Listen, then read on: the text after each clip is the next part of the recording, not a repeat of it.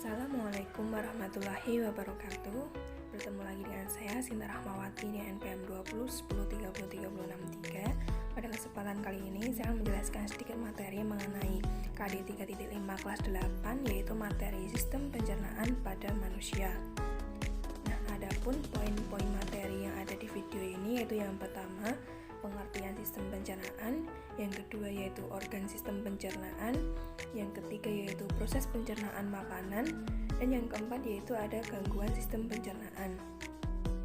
Nah, apa itu sistem pencernaan? Sistem pencernaan adalah serangkaian proses pemecahan makanan menjadi molekul sederhana yang dilakukan oleh organ-organ pencernaan.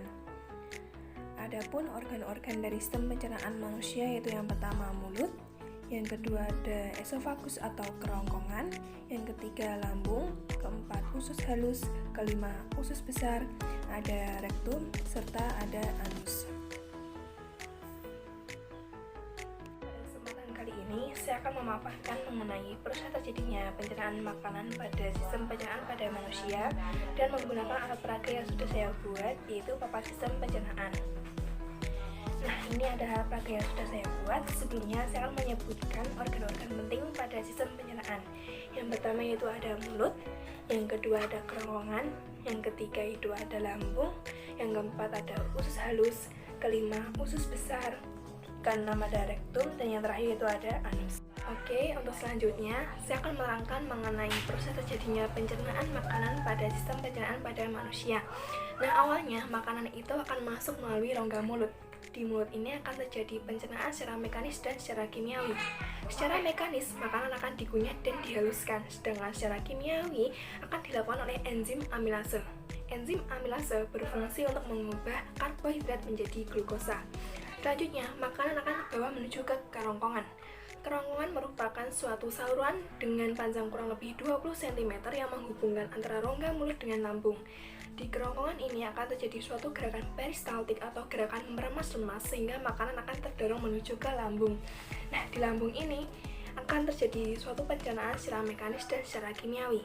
Secara mekanis akan dilakukan oleh dinding atau otot pada lambung, sedangkan secara kimiawi akan dilakukan oleh 3 enzim, yaitu ada pepsin, renin, dan HCl.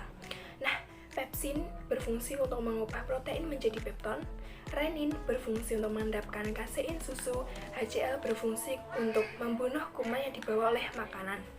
Nah, selanjutnya pencernaan akan berlangsung di usus halus. Usus halus ini terbagi menjadi 3 bagian. Yang pertama ada usus 12 jari, yang kedua usus kosong, dan yang ketiga usus penyerapan.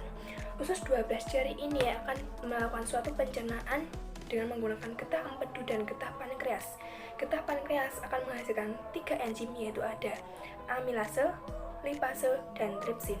Amilase berfungsi untuk mengubah maltosa menjadi glukosa, lipase berfungsi untuk mengubah lemak menjadi asam lemak dan gliserol, tripsin berfungsi untuk mengubah pepton menjadi asam amino. Selanjutnya, pencernaan akan berlangsung di usus kosong, di mana usus kosong ini akan mencerna makanan yang berasal dari usus 12 jari. Selanjutnya, sisa-sisa makanan atau sari-sari makanan akan diserap di usus penyerapan. Nah, sisa makanan akan dilanjutkan ke usus besar. Di usus besar ini terdapat bakteri E. coli yang berfungsi untuk membusukkan sisa makanan sehingga akan membentuk feses. Nah, feses tersebut akan disimpan sementara di rektum. Nah, ketika rektum sudah penuh, maka akan menyampaikan suatu rangsangan kepada syaraf, sehingga akan menyampaikan rangsangan untuk melakukan buang air besar, sehingga feses tersebut akan dikeluarkan melalui anus. Nah, ada pula gangguan sistem pencernaan pada manusia. Yang pertama itu ada sariawan, yang kedua diare, yang ketiga konstipasi atau sembelit, yang keempat usus buntu, yang kelima tukak lambung, yang keenam gondong, yang ketujuh GERD, yang kedelapan wasir, dan lain-lain. Nah, itu tadi adalah sedikit penyampaian materi dari saya. Mohon maaf apabila ada kesalahan dalam penyampaian materi ataupun kesalahan kata. Mohon koreksinya. Sekian dan terima kasih. Wassalamualaikum warahmatullahi wabarakatuh.